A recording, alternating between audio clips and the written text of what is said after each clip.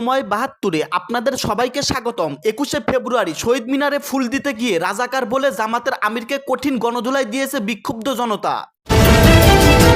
এইমাত্র শহীদ মিনারের সামনে থেকে এনসিপির আহ্বায়ক নাহিদ ইসলাম গ্রেপ্তার হলেন। নোংরামি করলে বরদাস্ত করা হবে না, জামাতকে বললেন ছাত্রনেতা কাদের। জামাতের শ্রদ্ধা নিবেদন নিয়ে ছাত্রদল সভাপতি এ যেন লোক দেখানো না হয় বললেন। প্রথমবার শহীদ মিনারে জামাত, ব্যাখ্যায় যা বললেন জামাতের আমির। আবারও জামাতের সেক্রেটারি হলেন গোলাম পরোয়ার। প্রথমবার শহীদ মিনারে যাওয়ার বিষয়ে যা বললেন জামাতের আমির, সবাই রাজাকার বলতেছে। সর্বশেষ জানবেন জামাতের আমির এবং এনসিপির আহ্বায়কের শেষ রক্ষাও হবে না, কেন তারা শহীদ মিনারকে অপবিত্র করলো। এতক্ষণ শুনলেন সংবাদ শিরোনাম, এখন শুনবেন বিস্তারিত। প্রথমবার শহীদ মিনারে জামাত, ব্যাখ্যায় যা বললেন জামাতের আমির। কেন্দ্রীয় শহীদ মিনারে প্রথমবারের মতো ফুল দিয়ে ভাষা শহীদদের প্রতি শ্রদ্ধা জানিয়েছেন জামাত ইসলামের আমির ও সংসদের বিরোধী দলীয় নেতা ডক্টর শফিকুর রহমান। শনিবার ২১শে ফেব্রুয়ারি ২১-এর প্রথম প্রহরে ১১ দলীয় জোটের সংসদ সদস্যদের নিয়ে তিনি শ্রদ্ধা নিবেদন করেন। এরপর থেকেই সামাজিক যোগাযোগ মাধ্যমে শুরু হয় তুমুল আলোচনা। যারা একসময় শহীদদের শ্রদ্ধায় ফুল দেওয়াকে ইসলাম পরিপন্থী বলতো, তারাই কেন ফুল দিলেন, এমন প্রশ্নের ব্যাখ্যায় জামাতের ইসলামের আমির শফিকুর রহমান বলেছেন, রাষ্ট্রচারের অংশ হিসেবে এ কর্মসূচি পালন করেছেন তিনি। গতকাল ফুল দেওয়ার কর্মসূচিতে জামাত আমিরের সঙ্গে ছিলেন বিরোধী দলীয় চিফ হুইপ ও এনসিপির আহ্বায়ক নাহিদ ইসলাম, সদস্য সচিব আক্তার হোসেন, জামাত নেতা এটিএম আজহারুল ইসলাম সহ জোটের শীর্ষ নেতারা।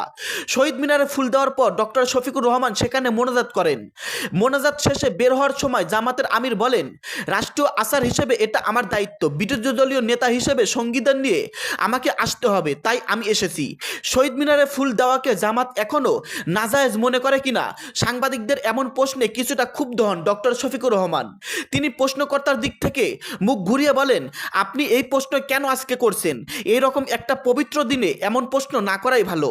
জামাতের আমির তার বক্তব্যে বলেন, আমরা আসলে ভাষা শহীদদের আগে ৪৭-এ যারা শহীদ হয়েছেন তাদেরও শ্রদ্ধার সঙ্গে স্মরণ করি, ৫২-এর শহীদদেরও স্মরণ করি, ৭১-এর শহীদদেরও স্মরণ করি, ৯০-এর গণ অভ্যুত্থানের শহীদদেরও স্মরণ করি, এরপরে যারা ফ্যাসিবাদের হাতে শহীদ হয়েছেন তাদেরও স্মরণ করি।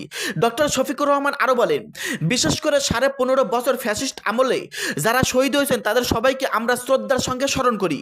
শেষ পর্যন্ত আমরা স্মরণ করি যারা জুলাই যোদ্ধা হিসেবে জাতির অধিকার প্রতিষ্ঠার জন্য লড়াই করে শহীদ হয়েছেন তাদের। ওসমান হাদিকেও আমরা স্মরণ করি। একটি মানবিক দেশ গঠনের প্রত্যয় ব্যক্ত করে বিরোধী দলীয় নেতা বলেন, জাতির মুক্তি না আসা পর্যন্ত ফ্যাসিবাদ মুক্ত, সন্ত্রাস মুক্ত, চাঁদাবাজ মুক্ত ও দুর্নীতিমুক্ত দেশ গঠনের জন্য আমাদের এই লড়াই অব্যাহত থাকবে। কোনো অপকর্মের সঙ্গে আমরা আপোষ করব না। নোংরামি করলে বরদাস্ত করব না বললেন জামাতকে কাদের। গণতান্ত্রিক ছাত্র সংসদ ঢাকা বিশ্ববিদ্যালয় ঢাবি শাখার সাবেক আহ্বায়ক আব্দুল কাদের বলেছেন, গোলাম আজমকে ভাষা সৈনিক হিসেবে প্রচার করে জঘন্য মিথ্যাচার করছে জামাত ইসলামী। শনিবার ২১শে ফেব্রুয়ারি ফেসবুকে দেওয়া এক পোস্টে জুলাই অভ্যুত্থানের অন্যতম নেতা সতর্ক করে বলেন, নোংরামি করলে বরদাস্ত করব না। শহীদদের শুভেচ্ছা জানানোর বিষয়ে বৈষম্য বিরোধী ছাত্র আন্দোলনের সাবেক সমন্বয়ক আব্দুল কাদের লিখেছেন, বাধ্য হোক আর যেমনই হোক জামাত শিবির তাদের রাজনীতিতে পরিবর্তন আনতেছে, তাদেরকে স্বাগত জানাই। তবে তাদেরকে ইসরায়েল ইহুদিদের মতো মানসিকতা পরিহার করতে হবে। মানবিক আশ্রয়ের বিপরীতে জোরপূর্বক দখলদারিত্বের চিন্তা চেতনা তাদের মধ্যে পরিলক্ষিত, সেটা কাম্য নয়, আর আমরা হতেও দিব না।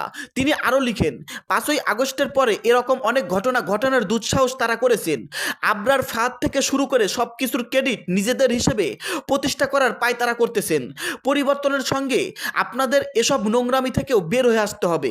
সবশেষে তিনি হুঁশিয়ারি দিয়ে বলেছেন, এত বছর শহীদ মিনারে ফুল দেওয়াকে নাজায়েজ হিসেবে প্রচার করে এখন নিজেরাও দিচ্ছেন ভালো, বাট সেটাকে অতিরিক্ত জায়েজ করার জন্য গোলাম আজমকে ভাষা সৈনিক হিসেবে প্রচার করে এমনের জঘন্য মিথ্যাচার করার কোনো দরকার আছে?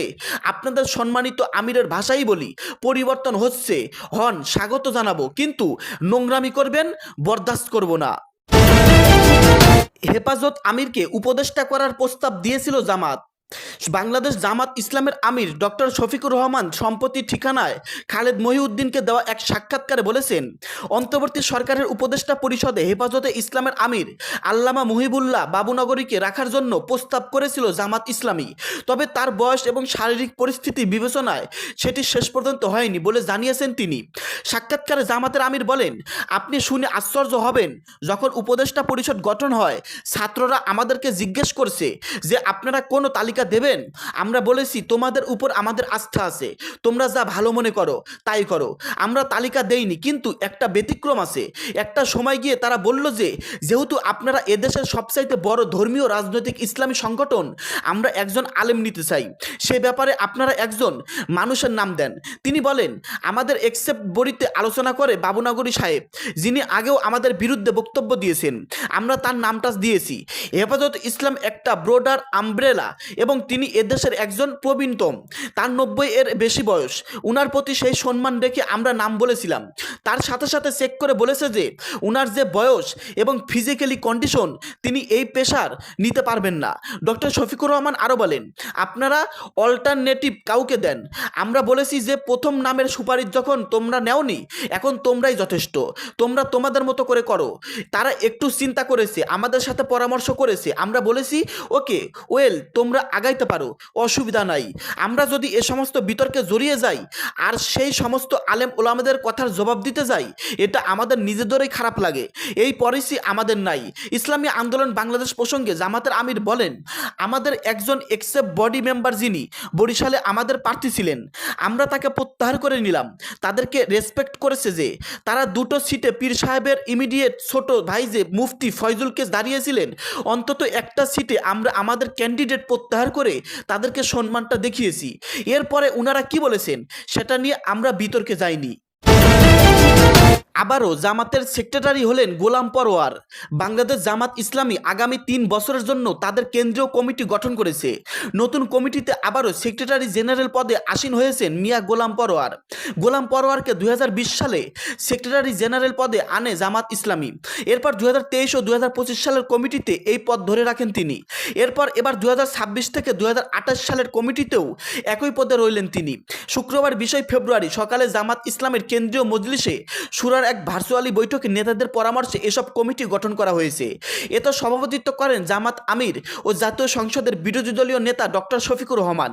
তবে নায়েবে আমির, সেক্রেটারি জেনারেল, সহকারী সেক্রেটারি জেনারেলরা সশরীরে বৈঠকে অংশ নেন। প্রসঙ্গত, গত বছরের 2 নভেম্বর ডক্টর শফিকুর রহমানকে জামাতের আমির নির্বাচন করার 3 মাস পর নতুন কেন্দ্রীয় কমিটি গঠন করল দলটি। ভার্চুয়ালি বৈঠকে জামাতের আমির কেন্দ্রীয় মজলিসে শুরারার সঙ্গে পরামর্শ করে 2026 থেকে 2028 কার্যালয়ের জন্য জামাত ইসলামের কেন্দ্রীয় দায়িত্বশীল নেতাদের নির্বাচিত করেন ও তাদের শপথ পরিচালনা করেন। দর্শক, এতক্ষণ শুনলেন আপনারা গুরুত্বপূর্ণ প্রতিবেদন বর্তমান দেশের সাম্প্রতিক অবস্থা সম্পর্কে এবং 21 ফেব্রুয়ারিকে কেন্দ্র করে জামাত কত বড় বিপদের সম্মুখীন হতে যাচ্ছে এবং দেশের জনগণের সঙ্গে কত বড় প্রতারণা করতেছে কৌশলে। দর্শক, আজকের এই ভিডিওতে আপনারা বুঝতে পারলেন। এই সম্পর্কে আপনাদের মন্তব্য ভিডিওর কমেন্টে জানিয়ে দিবেন। ভিডিওটি শেষ করার আগে ছোট্ট একটি রিকোয়েস্ট, সময় 72 ইউটিউব চ্যানেলটাকে সাবস্ক্রাইব করে সঙ্গেই থাকবেন। ধন্যবাদ।